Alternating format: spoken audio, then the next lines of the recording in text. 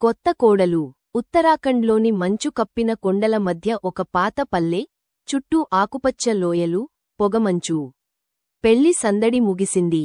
వేణు, ఒక కథలు రాసే యువ రచయిత, తన భార్య స్వర్ణాను హనీమూన్కి కాకుండా తన గ్రామానికి తీసుకెళ్లాడు. అది చుట్టూ కొండలతో నిండి ఉన్న ఊరు. ఆ గ్రామానికి వెళ్లాలంటే అడవులు దాటి వెళ్లాలి. మొబైల్ సిగ్నల్ కూడా అక్కడ స్వల్పంగా మాత్రమే ఉంటుంది.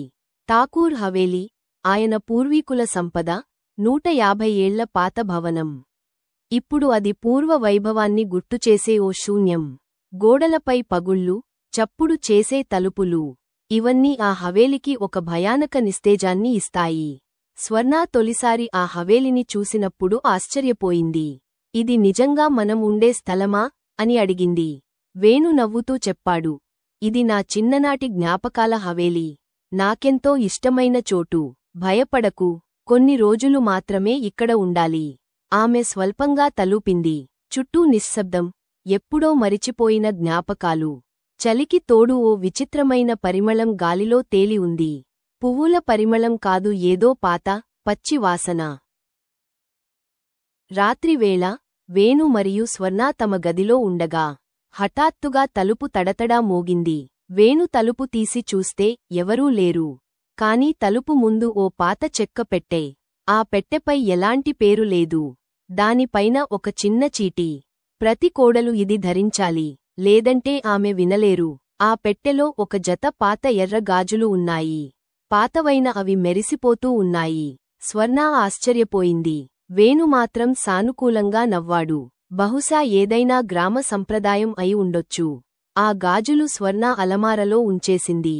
ఆ రాత్రి వారికి ఏమీ అసాధారణం అనిపించలేదు. కాని ఇది ఓ ఆరంభం మాత్రమే. రెండో రాత్రి నుండి స్వర్ణలో మార్పు మొదలైంది. ఆమె మాట్లాడడం మానేసింది. వేణు మొదట అనుకున్నాడు, ఇవ్వాళ తల నొప్పిగా ఉండొచ్చు.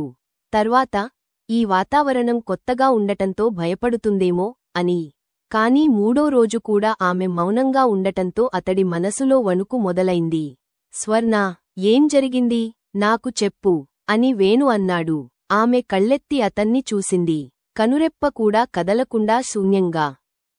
అంతలో వృద్ధ మహిళ దయమ్మ వేణును పిలిచింది. బాబూ, ఇదంతా మునుపు కూడా జరిగిందే. ఏమిటండి అది? ఈ హవేలిలో ప్రతి కొత్త కోడలు మూడో రోజు నుంచే మౌనంగా మారిపోతుంది. కొద్ది రోజులకే ఆమె అజ్ఞాతమవుతుంది. వేణు షాక్ అయ్యాడు. ఇదంతా ముందే చెప్పలేదేంటి? దయమ్మ ఓ పాత ఫోటో ఆల్బం తీసి చూపించింది. 5 వేర్వేరు యువతులు. వారందరూ కోడళ్ళు. ప్రతి ఫోటోలోనూ వారి కళ్లలో వింత వెలితి కనిపిస్తోంది. అన్నీ హవేలిలో తీసినవే. వాళ్ళు ఎక్కడున్నారమ్మా? ఎవరికీ తెలియదు బాబూ. పోలీసులు వచ్చినా ఎప్పుడూ ఆధారాలే లేవు అంటారు. ఆ రాత్రి వేణుకు నిద్ర పట్టలేదు. స్వర్ణ మూలగా కూర్చుని ఉంది. ఆమె కళ్ళు అద్దం వైపే ఉన్నాయి, ఎప్పటికీ మారనట్టుగా. హవేలిలోని చీకటి మరింత భయంకరంగా మారింది. గడియారం తెల్లవారుజాము 3:12 ని చూపిస్తోంది. అప్పుడు వేణు గమనించాడు. స్వర్ణ ఒక్కసారి అద్దం వైపు చూసి చిరునవ్వుతో ఎవరితోనో హావభావాలతో మాట్లాడుతోంది. కాని ఆమె పెదాలు కదలుతున్నా శబ్దం మాత్రం లేదు. వేణు మెల్లగా లేచి దాగిన స్థితిలో ఉన్నాడు. అద్దంలో కనిపించేది మాత్రం ఒక్క స్వర్ణ కాదు. అందులో మరో నీడ, ఒక మహిళా ఆకృతి. ఆమె మెడ చుట్టూ నీలి గాయాల ముద్రలు. ఆమె కళ్ళు పూర్తిగా తెల్లగా, శూన్యంలో తేలిపోయినట్టు. ఆకృతి మెల్లగా అద్దంలో నుంచి బయటికి వచ్చిందని వేణుకు అనిపించింది. కాని ఆ మాట వినగానే ఆయన శరీరం కదలలేకపోయింది. గదిలో గాలిలో చల్లదనం ఒక్కసారిగా పెరిగింది. వేణు మరునాడు గదిని జల్లెడలా గాలించాడు. అలమారలో పెట్టిన పాత గాజులు కనిపించలేదు.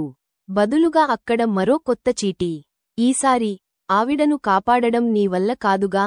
దయమ్మ రాత్రివేళ వేణుతో మళ్లీ మాట్లాడింది. ఆమె చెప్పింది, బాబూ, ఇది నిజంగా ఒక శాపం. ఈ హవేలికి వచ్చిన చివరి కోడలు వరకు ఒకదాని తరువాత మరొకరు మాయమయ్యారు. కాని ఇది దేనికోసం జరుగుతుంది ఎవరికీ తెలియదు.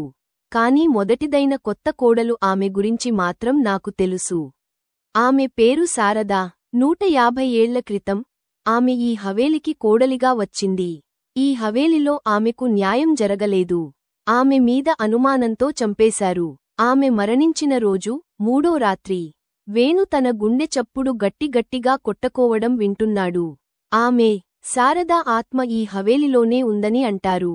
ఆమె కోరిక తీరే వరకు ప్రతి కొత్త కోడలిని తన మాట వినిపించేందుకు ప్రయత్నిస్తుంది. ఆ గాజులు ఆవిడవే. వేణు నిద్రపోకుండా గడిపిన మరొక రాత్రి స్వర్ణ లేచి బయల్దేరినట్టు చూసి వెంటపడ్డాడు. ఆమె నిద్రలో నడుస్తున్నట్టు నిశ్శబ్దంగా అడుగుల మీద అడుగులు వేస్తూ హవేలి కింద భాగానికి వెళ్ళింది. వేణు గమనించినది హవేలిలోని ఒక పాత తలుపు సాధారణంగా మూసి ఉంచేది ఇప్పుడు స్వర్ణ చేతిలో నెమ్మదిగా తెరుచుకుంటోంది. లోపలికి వెళ్ళిన ఆమె మాయం.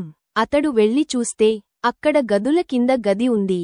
పొగమంచు, పాత ఫోటోలు, శవపెట్టెలు లాంటి వాసన, గోడలపై వ్రాసిన శారదా పేరు. గోడపై ఉన్న ఒక్క లైన్ వేణును బెంబేలెత్తించింది. ఈ కథను ఎవరు అర్థం చేసుకోలేదు, కాని ఈసారి నేను చెప్పే వరకు హవేలికి మౌనం తప్పదు. వేణు అక్కడ ఫోటోల్లో స్వర్ణ ముఖాన్ని గమనించాడు. కాని అది ఇప్పుడు కోడలుగా కాదు, ఆత్మగా ఉన్న రూపంలో. ముందు వచ్చిన కోడళ్లలో చివరకు శారదా మిగిలినది, లేక ఆమె కొత్త రూపమే స్వర్ణ అవుతుందో ఆ ప్రశ్న మాత్రం వేణును వెంటాడుతూ ఉంది. తర్వాత రోజు స్వర్ణ ఒక్క మాట మాట్లాడింది. చాలా రోజులకు. నాకు తెలిసినది నువ్వు వింటావా? అది ఆమె స్వరం కాదు. అది మరెవరో, ఒక వేదనతో కూడిన కంఠం.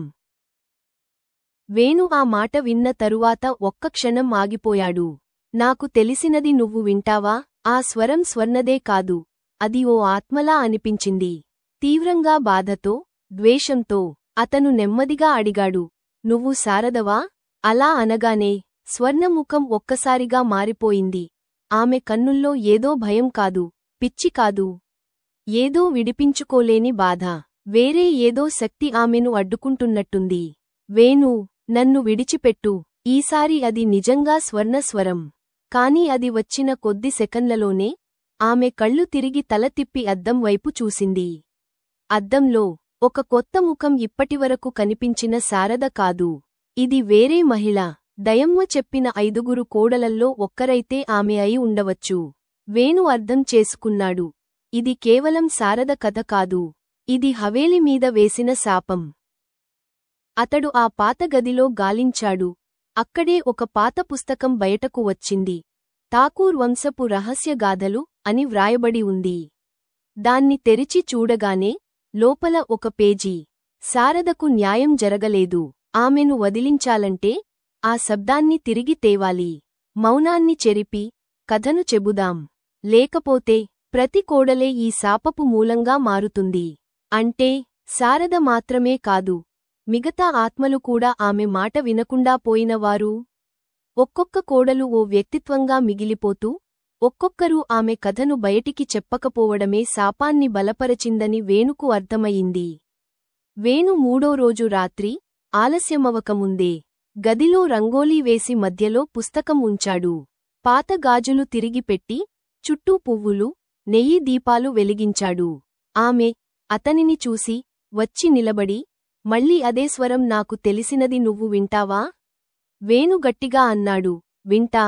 కాని మౌనంగా కాదు. చెప్పు, నీ కథ ఏంటి? ఒక్కసారిగా గదిలో గాలి భయంకరంగా మారిపోయింది.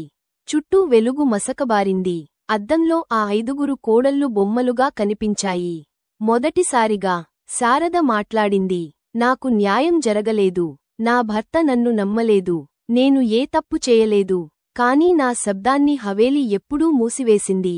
ప్రతి కొత్త కోడలే నా బాధను మోసింది. ఇప్పుడు నువ్వు నా కథను ప్రపంచానికి చెబుతావా? వేణు కన్నీళ్లతో, చెప్పుతా. నీ గాథను రాస్తా. హవేలి నిశ్శబ్దాన్ని నేను శబ్దంగా మారుస్తా. శబ్దం మెల్లగా తగ్గింది. గాలిలో వాసన మారింది. ఇప్పుడు అది పువ్వుల పరిమళంలా ఉంది. స్వర్ణ మళ్లీ స్పృహకు వచ్చింది. ఆమెకు ఆఖరుగా ఏం జరిగిందో గుర్తే లేదు. మరో ఉదయం వేణు తన కాగితాలపై రాస్తున్నాడు. ఠాకూర్ హవేలి, శారద కథ. ఈ కథ మీకు నచ్చినట్లయితే తప్పకుండా నా ఛానల్ సబ్స్క్రైబ్ చేసుకోండి. Please like, share and subscribe.